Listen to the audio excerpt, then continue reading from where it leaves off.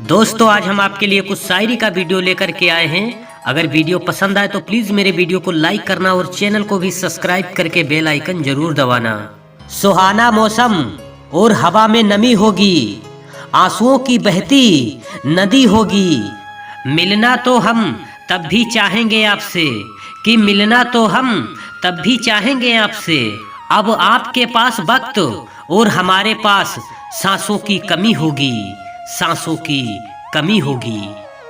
उगता हुआ सूरज दुआ दे आपको, खिलता हुआ फूल खुशबू दे आपको। हम तो कुछ भी देने के काबिल नहीं, कि हम तो कुछ भी देने के काबिल नहीं। देने वाला हजार खुशियां दे आपको, हजार खुशियां दे आपको। इश्क ने हमें बेनाम कर दिया, हर खुशी से हमें अनजान कर दिया। हमने तो कभी नहीं चाहा कि हमें भी मोहब्बत हो, लेकिन आपकी एक नजर ने हमें दीवाना बना दिया, हमें दीवाना बना दिया।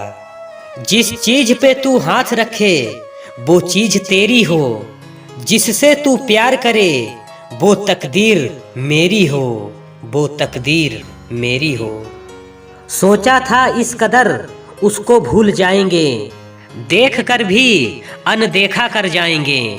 पर जब जब सामने आया उसका चेहरा, सोचा इस बार देख लें, अगली बार भूल जाएंगे, अगली बार भूल जाएंगे।